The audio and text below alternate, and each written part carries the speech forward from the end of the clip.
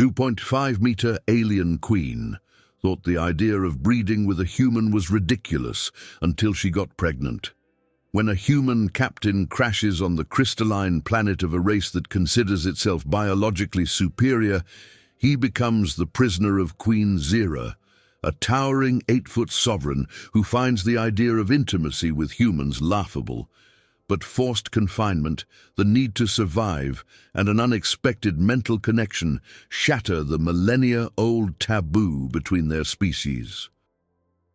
What begins as a clash of cultures becomes an impossible bond, and ends with a pregnancy that threatens empires, reshapes alliances, and ushers in a new era for the entire galaxy. The first failure came as a hiccup in the dark.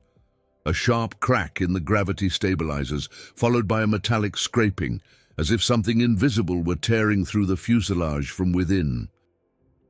Captain Rafael Montero held his breath, instinctively, the way a pilot learns to listen to his ship as if it were his own body.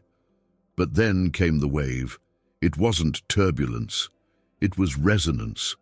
The Markira crystal belt was singing, piercing highs that vibrated through the instruments, bone-deep lows shaking his chest. A mineral chorus, in tune with gravitational fluctuations no human model could truly explain. "Behave, ladies," he muttered to the reactors, manually trimming the controls. The console spat back a mosaic of warnings. The crystals in the surrounding asteroids pulsed at erratic rhythms, creating density shifts that fooled the LiDAR. Phantom drag. The hull heated, thermal plating screamed, the Aquila 7 rolled, lost axis, toppled like a lighter in the wind. The radio died with a long whistle, then silence. Only the belt song, and Raphael's breathing, remained. The impact wasn't a single hit. First, a glancing blow against a crystal spire, throwing blue sparks and knocking the ship off by 3 degrees. Then a skid of glowing gravel along the keel. Finally, a belly-down stop on an organic crystal platform that flexed like a muscle and then hardened. Local gravity coughed in and out. Emergency lights bathed the cockpit in red. Raphael unclipped the harness, touched his temple. Blood. Nothing broken, but his dignity. "Montero, to anyone listening," he tried. The transmitter echoed its own failure. No chance.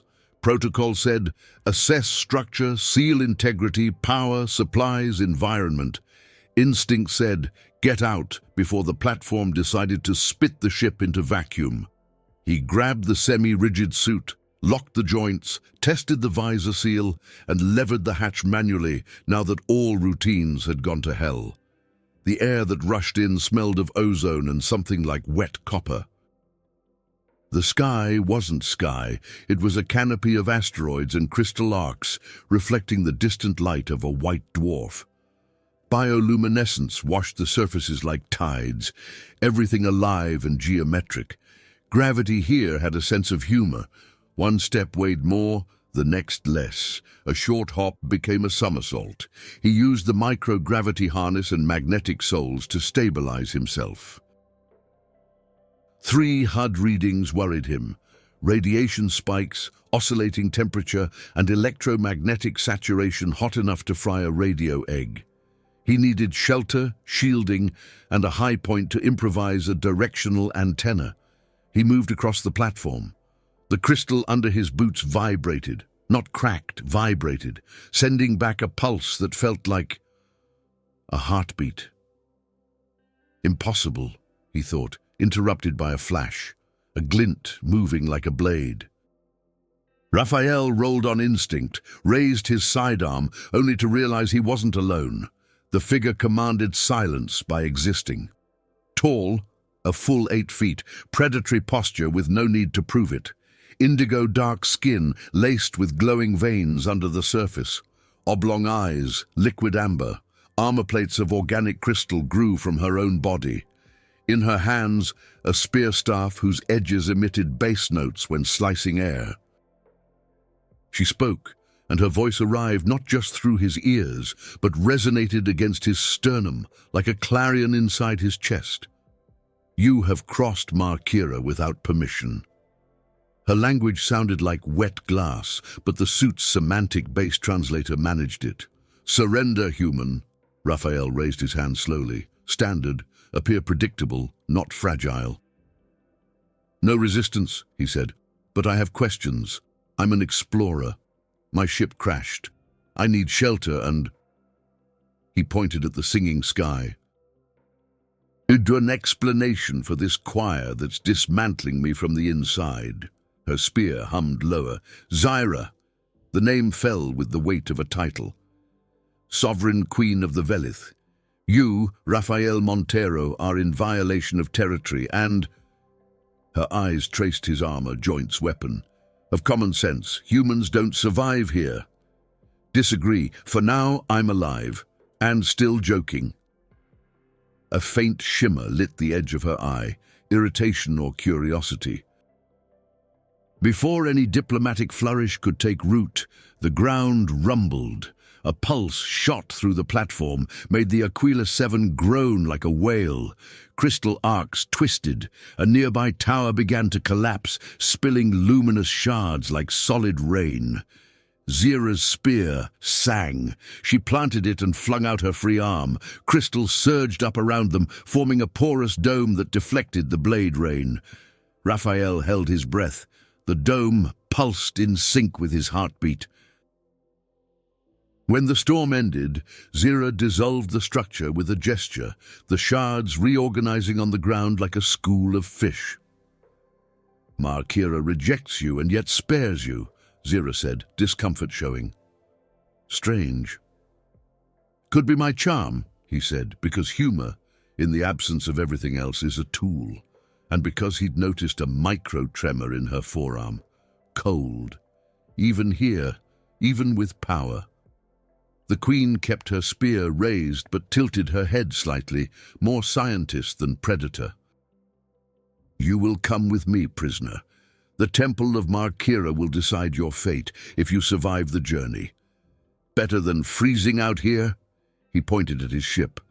"Not safe to stay. The stabilizers might resonate with—" He searched for the word. "The chorus." Her eyes narrowed. For an instant she considered correcting him, but didn't. She pivoted with the fluidity of someone carrying gravity in her joints. "Walk." The spear indicated a natural bridge extending over the abyss. At its far end, a living architecture pulsed. Helical crystal towers linked by drifting membranes like cloth in a tide. The temple. Raphael walked ahead, magnetic boots whispering. Zira followed 2 meters behind, spear low but humming, its tone modulating like music. The wind carried ions and the smell of electric rain. Beneath the bridge, vacuums opened and closed like silent mouths. As they neared the temple, the sound shifted from the belt's chaos to a structured polyphony, harmonics building into a palpable framework. Audible architecture. "This place," Raphael ventured, "it sings." "It thinks," Zira corrected, "not arrogance, obligation, and remembers. It welcomes and punishes." A step later, the entrance membrane opened like an iris. The air inside was warm, damp, the smell of hot stone. The floor returned his exact weight, no more games. The living world had swallowed them. "Queen Zira, what are you going to do with me?" he asked, without theatrics. "Learn if you can teach, judge if you cannot, and survive if you're lucky. Humans don't last long here." The spear lowered briefly, as if the temple demanded silence. Raphael breathed, his mind, despite the fear, already tagging surfaces, frequencies, response patterns. If this was alive, it had an interface. And where there's an interface, there's a bridge. And where there's a bridge, there's conversation, even with crystal gods. "Then let's talk," he said, and the temple seemed to approve, singing a lower note as if saying, "For now." The temple had rooms like organs, resonance chambers, conduction corridors, atria that worked like cardiac atriums, distributing flow. Zyra guided Raphael through passages that shifted in width as they walked. The walls tightened just enough for him to notice, and relaxed when the Queen's spear touched certain points. It wasn't only technology, it was habit, society, and liturgy. "You call this a temple," Raphael said, matching her gesture, "but it's also a machine, an archive, a citadel." "It is Markira," she replied, as if saying air or sea. "From the planet to the belt to the bones of the empire, it's all one body. We speak with it. It decides what to be. And it decided to keep me alive." She made a low, unreadable sound. They entered a wide gallery where columns vibrated at frequencies Raphael felt in his teeth. At the center, a translucent basin housed a crystalline core the size of a bull's heart, pulsing. Velith guardians, shorter than Zyra, yet still imposing, bowed their heads when she entered. Curiosity rippled through them at the sight of the human, but the Queen's spear was enough to keep order. He was a prisoner, and also her concern. "Bind him," Zyra ordered, in a dialect the translator chewed poorly. Restraint bands, also organocrystalline, adhered to his suit like they'd missed its texture. They didn't hurt, but weighed heavy. Raphael let it happen, testing the limits. When they finished, Zyra brought the spear tip to the core. It sang a chord, and the basin answered with a counterpoint. The pulse stabilized, and the guardians relaxed. "They flinched," Raphael observed before he could shut up. "That core almost went out of phase." "Instabilities," Zyra said, irritation under control. "The belt is restless." She considered adding, "since you fell," but did not. The temple was listening. Raphael opened his wrist display, trying not to look invasive. The EM field inside would normally fry sensors, but his suit had adaptive shielding. He caught the core's rhythm and, without asking permission, matched his internal transmitter frequency to the lowest harmonic. The basin flickered. Zyra looked. The guardians hissed, or whatever passed for breath. "Do not touch," she said, faster than thought. "I'm not touching, just tuning." He showed the empty screen. "If I adjust here, the core compensates there. The whole system calms down." "It's music, Queen." The spear dropped a centimeter. Her amber pupils narrowed. Zyra stepped back half a pace, not out of fear, but to see from another angle. "Why would you do this, prisoner? Win my favor." "Buy time and warmth. I'm cold," he admitted, "and hungry and full of questions." Honesty knocked a layer off protocol. Zyra tapped the spear to the basin's edge. The core modulated. The walls exuded a warm mist, ion-charged heat that seeped without burning. The cold fled Raphael's skin like a dark animal driven into light. "You survive," she said, almost disappointed. "Humans usually break here." "We learn to bend before we break," he countered, "and laugh at fear when we can." He risked a small smile. "Sometimes it works." She stepped closer, nearer than the spear recommended. Raphael's visor caught her face for an instant. Strange to see himself next to something so alien and yet readable. At that distance he sensed, not exactly smell, a signature. Faint ozone, sweet metal, a hint of algae. Pheromones. Maybe the suit translated them to keep him alive. The tremor struck without warning. Not an earthquake, a misalignment. The entire gallery microciliated, vibrations in the walls, in the core, in their teeth.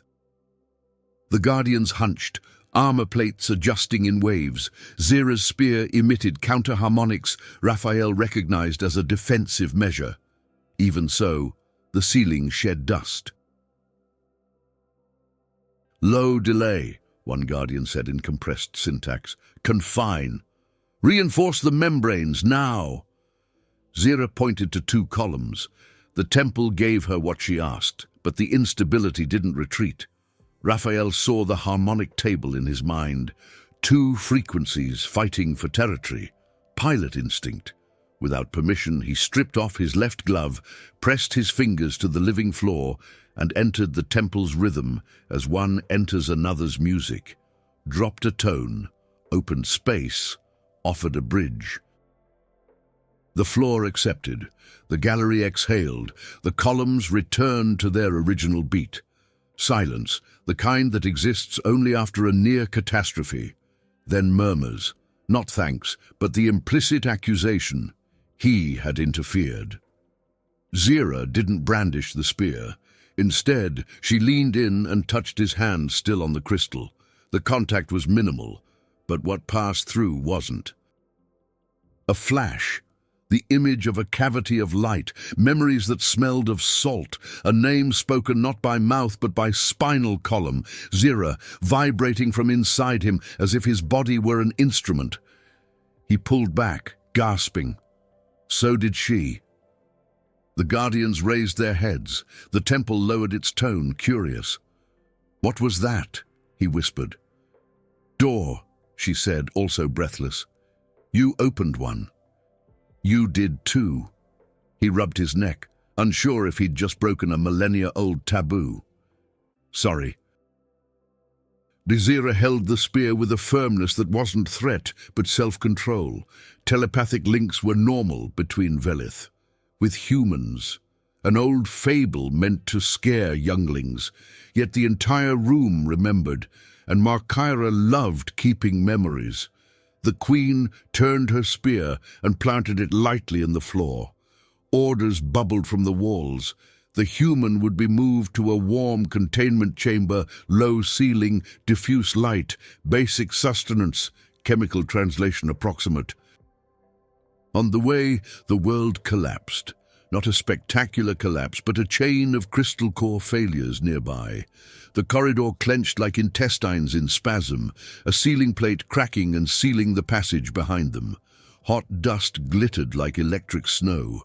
Guardians on one side, Raphael and Zira on the other, cut off. The queen's spear tried to command the membrane to open. It didn't. "Bad harvest," said her eyes. The temple wasn't obeying. "You, with me." It wasn't a request or a military order, just the only escape line. The corridor's recesses unfolded into counters, where Zira piled modules the temple offered. A bioelectric heat generator, edible leaves, water condensed from the air, sealing resin. Raphael adjusted the generator, crossing human cables with crystal veins.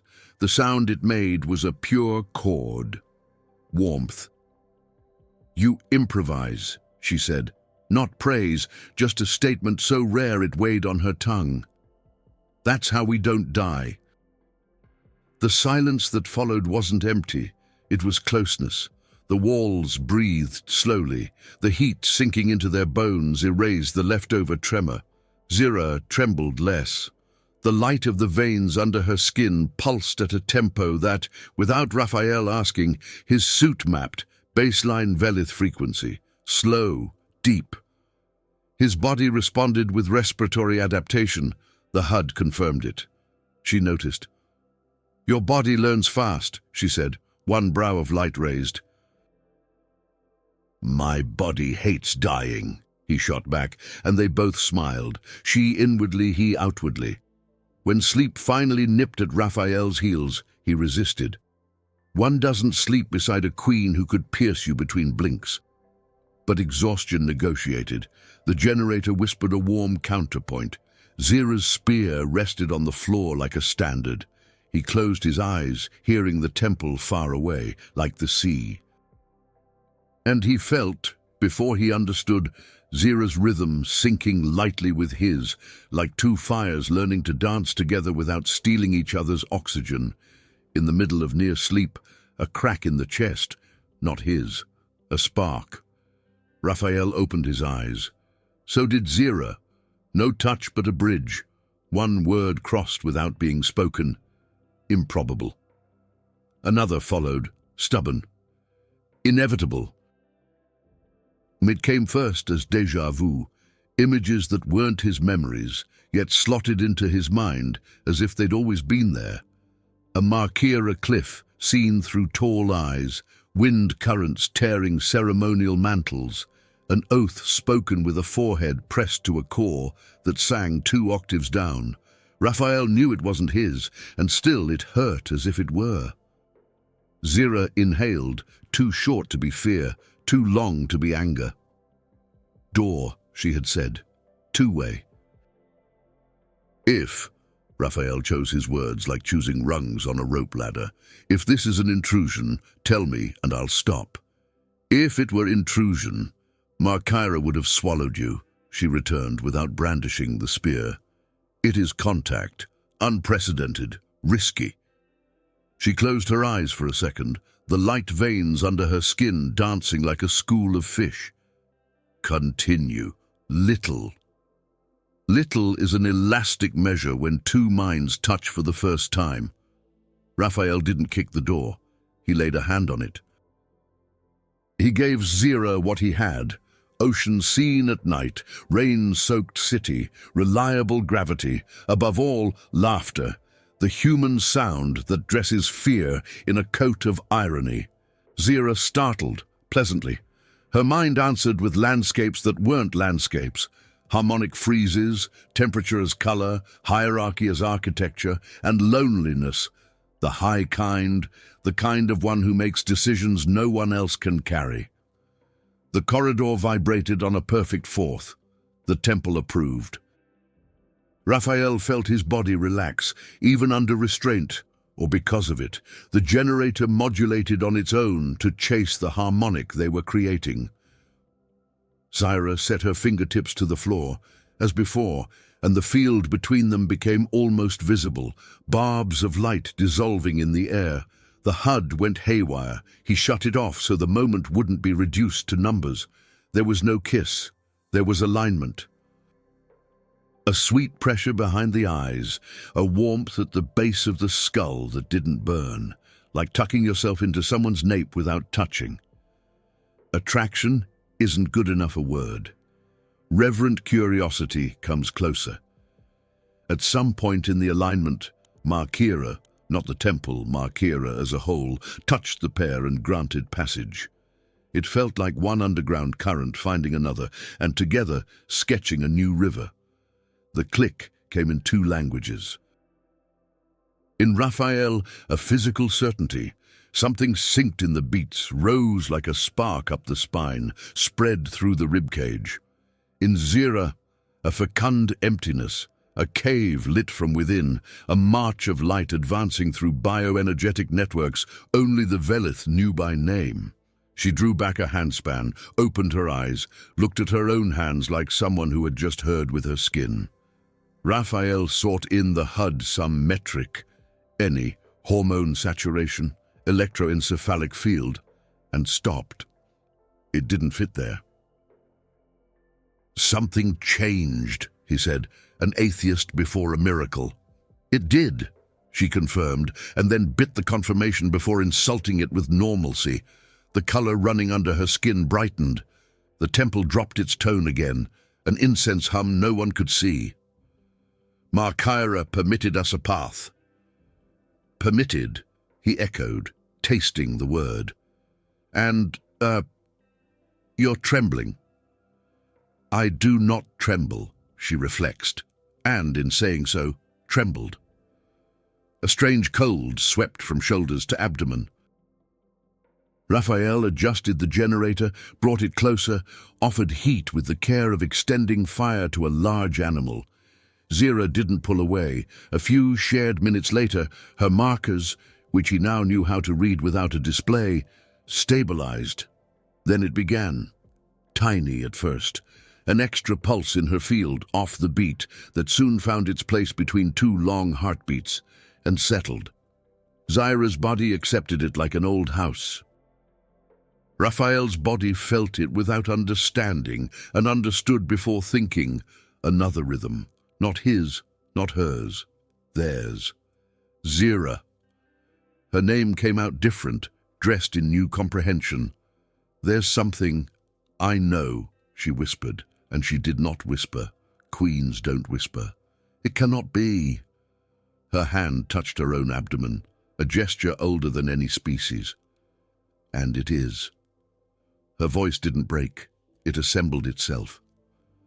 Raphael stood still, moisture in his eyes that had no permission to be tears. His head reached for technology out of fear of faith.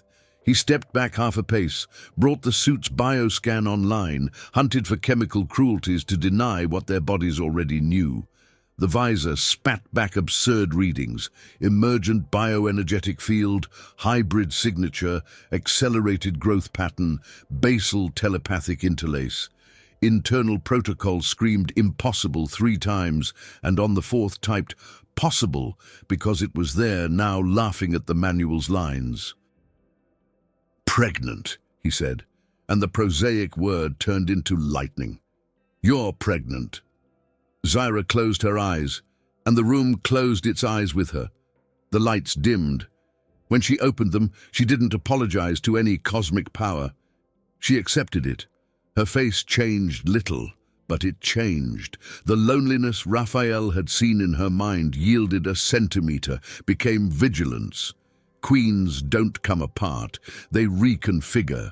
"It will kill us," she said, not a prophecy but a hypothesis to refute. "Or it will make us dangerous in a useful way." It will make us, Raphael chose, because a word has to break fear's spell before it thickens. The rest we'll learn. The temple answered with an arpeggio. Not a blessing, but not a veto either. It logged it, stored it, acknowledged it. That was when the outside world woke to what had happened. The first sign came like a distant shout in the conduits. Troops on the move, orders in frequencies the translator struggled to pass. The name Therion cut the dust in the air like a polished blade. High Commander, rival to the Queen, an opportunist with perfect timing. Coups listened for signals, and this one was a bell ringing every note at once.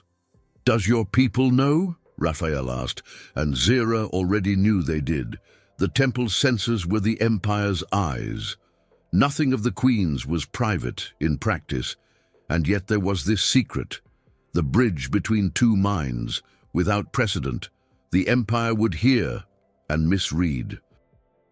Purists would shout contamination. Pragmatists would weep opportunity. Therion would call it a crime. "We have to leave," Zyra said, steady. Every bit queen as much as woman, as much as mother. The word mother didn't need to be spoken to exist. "Upward, neutral station. If we stay, Therion turns Markira against us. Out there, he has to violate treaties." She didn't explain treaties to Raphael. She simply set her hand to the spear, and the temple opened a path through the passages that remained. Raphael nodded while the HUD drew roots, and his heart drew the bad choices to come. He pressed the suit's side as if confirming his own flesh existed. Zira tapped the crystal floor twice, a gesture that now to him was a word. Markira answered with a bridge. "Let's go," she said. And the living world carried them. The temple didn't want to open a path, it had to. Therion had grown inside it like a fungus of power, occupying command routes, weaving loyalties that sang his tune. Every membrane yielded with a complaint, every column bent with the sound of old bones. Zira led the way with her spear turned into a war baton, sketching escape windows in rhythms Raphael could already hear without having to deduce. 2 guardians, the only ones left during the collapse, moved with them, eyes on the Queen, fists on the human, functional distrust. Their goal was an ascension well, a natural crystal shaft linking the temple to orbital conduits, bioelectromagnetic elevators that would spit the group into the upper belt, where cargo balloons drifted like stellar jellyfish toward Tava Station, a territory kept neutral because commerce is the one religion everyone practices. If they reached it, they could negotiate, buy time, expose the truth before it hardened into official lie. On the way, ambushes, not shooters, false choirs. Therion knew about the human and knew Markyra was answering him. He used diversion chants, micro-resonances calculated to push gravity against Raphael, slam his knees, tear muscle by loading one leg and nearly twisting the other with sudden lightness. Zyra countered by literally singing, low voice, the spear amplifying her timbre, a counterpoint that fumigated Therion's notes the way incense kills the smell of mold. At 2 crossings, the temple hesitated. Zyra struck her staff and reminded it who was the root signature. It obeyed, for now. The well opened onto a circular living stone balcony where mild plasma winds rose in columns. Above, orbital traffic lights, barges in lane, crystal tugs, cargo cups. Below, the living city spiraling like a shell. Beautiful enough to stain the fear for 1 second. Therion chose that second. Singer drones emerged from fissures, black nodes whose sound wasn't sound. It was the absence of harmony. Wherever they passed, the temple went silent. Power fungus. "Behind me," Zyra ordered, and the guardians obeyed, shoving Raphael into the shadow circle where the ascension column would be most stable. Drones launched vibrating needles. Zyra's spear drew a shield of standing waves that melted them in air, turning to bright dust.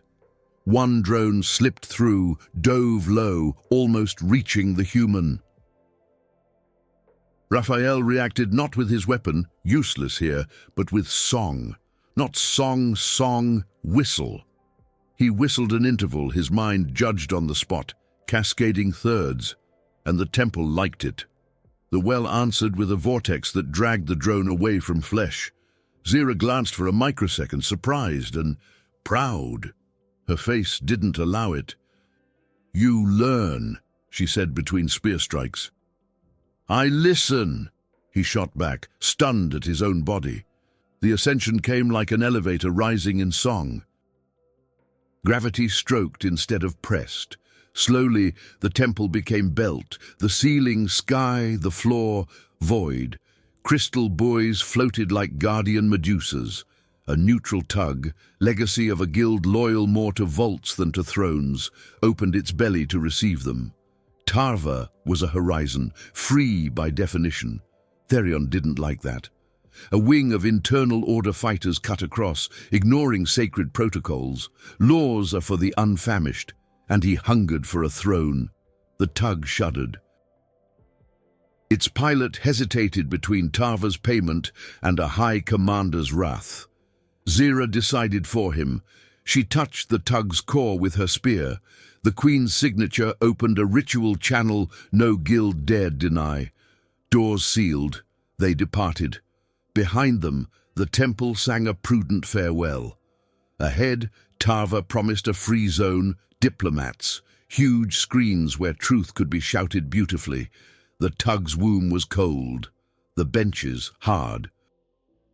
Indira sat, royalty sits when it must, and kept the spear between her knees, a guard's posture even seated. Raphael sat beside her, not touching, with the caution of someone who still doesn't know which rituals he might break by accident. The guardians remained standing, shadows. A silence almost human filled the space. "Therion will call us a crime," Raphael said, not asking for comfort. "Therion calls change a crime," Zyra replied without sugar. "Purists will call us a mistake. Guilds will call us a risk, but Tarva calls opportunity by any name. And you," he ventured. "I call it fact," she said, and in that moment it was a poem. "Now I turn the fact into future." In the field still binding them, thin, new, stubborn, Raphael felt a knot, pain that wasn't pain, pressure that wasn't threat, growth. The hybrid was in a hurry. Zyra's body responded with adjustments, flow rerouted, temperature oscillating, rhythm expanding.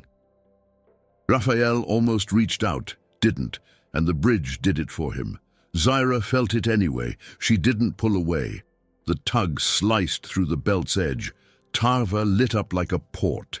In the channels, protests already echoed. Therion had gathered signatures to declare Zira corrupted. In response, guild captains demanded escort guarantees. Human ambassadors, few but determined, offered testimony and equipment. The board was set. Tarva had opened a vast hall and mounted hollow choirs big enough to broadcast the news to half an empire in 10 minutes. "We're about to make history," Raphael said. "Not bravado, just lighter than, let's try not to die stupidly." "History isn't made human," Zira corrected, and for the first time smiled without armor. "History happens when you stop running." Tarva smelled of oil, new metal, and promises. Orbital platforms barely polished, ducts exposed, hollow screens in overdose. A lightweight structure auditorium floated in partial gravity while representatives lined up. Cameras blinked and negotiators tuned their smiles. Zira entered with her spear low and chin high. Raphael beside her, not behind, which spoke volumes to those who read symbols. 2 guardians closed the rear. The first half of the plan was simple. Show. Defeat Therion's narrative by displaying fact. Tarva adored facts, as long as they turned profit.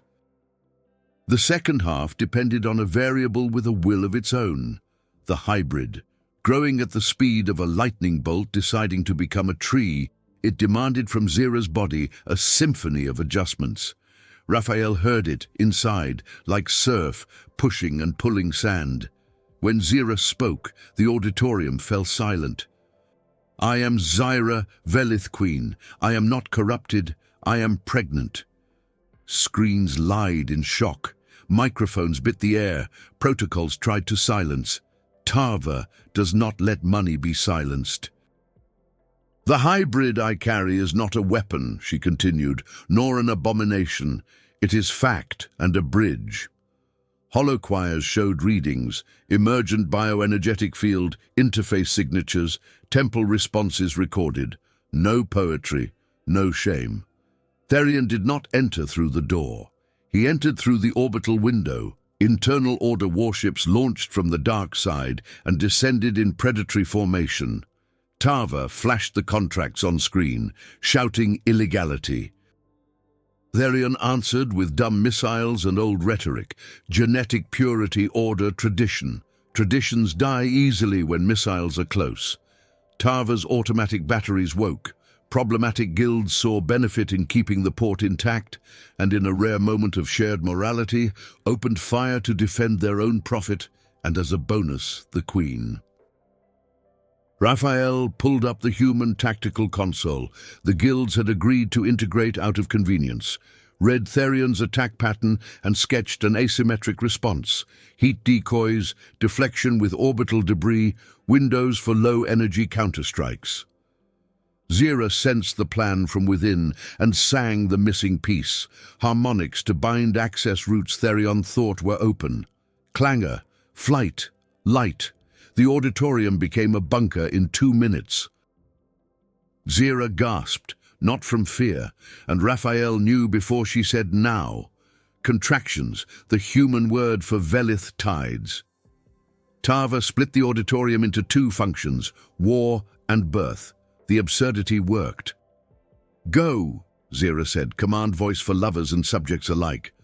"Hold the ceiling. I'll open the floor." Raphael didn't want to leave. The field between them lent his body the sensation of the tide, and leaving it felt like stepping out of his own skin. But there were 2 theaters, and he knew which one he could affect without stealing the protagonist role from the world. He went. Corridors, platforms, hangar, human and Velith integrators mixed as if they'd rehearsed for years. Chaotic order that only works in a just war. Outside, Therion brought a card Tarva didn't want to see. Null drones, bubbles of silence that eat remote command and cancel harmony. Raphael understood instantly. They couldn't win on music. They had to deceive.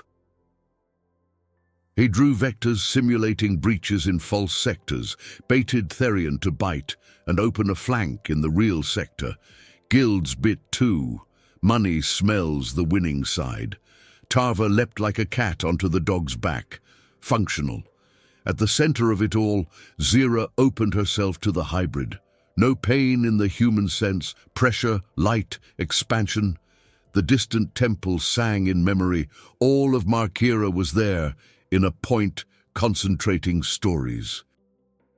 Tarva muted the auditorium sound for 1 second to hear the sound that was not sound. Birth.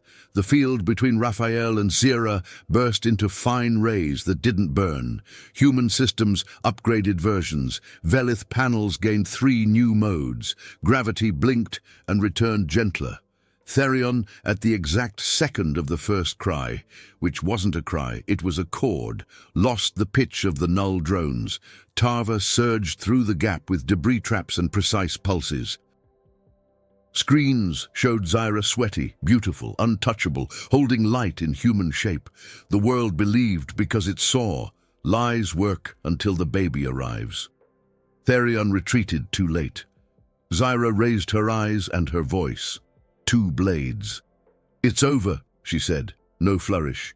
Tarva froze targets, guilds locked credits, humans and Velith sealed corridors.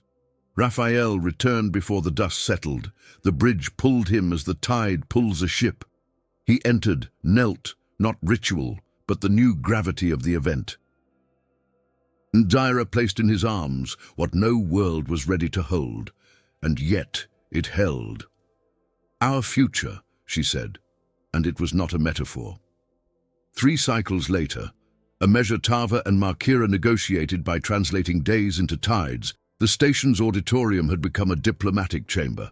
The batteries had turned into chandeliers, the tactical maps into route charts. Therion was judged not out of rancor, but by political arithmetic. Trading his uniform for silence, he learned to hear what he'd tried to silence. Guilds turned morality into treaty. Humans turned improvisation into protocol. The Velith turned pride into metrics. Zira turned fact into future. The hybrid, named Aris by Zira, Ari by Raphael, grew like nothing either people had ever known. Tall and light, eyes shifting color to match the room's music, skin that stored light by day and blue constellations at night. He interacted with interfaces without touching them, taught panels to be gentle, pulled blankets over his own belly with his mind, and laughed when Raphael missed a whistle. Zira, queen and mother, alternated throne and lap with a naturalness so improper it hurt. Improper because no one had taught it, she just did. Diplomatic halls filled with improbable couples, ingenious human women with calloused hands and straight-spined Velith theorists, soldiers with human tattoos and skins of light, human pilots sweating oil and Velith priestesses smelling of ozone. Not all of them worked. Many shouldn't have. "Chemistry," said Perion, now a counselor, swallowing the syllables so as not to spit out the past. Those who worked taught the rest how to fail better. Markira sang differently. Some towers returned to old chords like visiting grandparents' houses. Others discovered scales that had never existed. Tarva became a port of first times. Raphael learned to knot ties that didn't choke necks and to say "Your Excellencies" without losing his accent. Zira learned to cut off those who needed cutting and to shelter those who dared. Ari learned to point out stars only he could see. "Still seem ridiculous to you?" Raphael asked one night, when the 3 of them somehow fit, by miracle of partial gravity, on the same strange Tarva sofa. Zira rested her head on his shoulder, not because she needed to, but because she wanted to. Ari played with the generator's hum, changing the note as if balancing a spoon on his finger. "Ridiculous," she said, serious. Ridiculous that they had waited so long to understand the obvious. Species are not walls, they're bridges waiting for hands. And dangerous, he added, because loving her meant never underestimating reality. Dangerous, she agreed, the smile arriving like armor laid on the floor. but alive. She touched her abdomen, a habit that remained. Markira always responded faintly when she did, like a grandmother poking and laughing. There were frictions, human colonies afraid of losing their children to the Velith song, smaller temples closing their doors, entrepreneurs wanting to monetize the hybrid. Zira tore up contracts like weeds from a garden she wanted alive. Raphael lobbed jokes like grenades of kindness. Some exploded in laughter, others in mutts of ill will. Ari made screens flash when he cried and made diplomats cry when he drew in the air the shape of a home he'd never seen but already knew. 2 towers and a corridor of waves, the temple and Tava with a portico between them that was both. At the ceremony sealing the Treaty of 2 Voices, Zira spoke little, Raphael even less. The choir spoke. Markira in bass, Tava in mid-range, humans in high. Ari clapped off beat and created a 4th. They laughed, they signed, they changed. At the end of the night, when the port slept with one eye open, Raphael and Zira stood on the balcony facing the belt. Silence of tired machines and stars. He leaned his forehead on her shoulder. She lowered the spear, which for a moment became just someone's staff. Ari slept in the next room, flickering light like a firefly. "If I hadn't crashed," he began. "You would have crashed another way," she corrected without cruelty. "What's yours finds you." Then, with a sweetness she still found strange to use, "Do you still like laughing at fear?"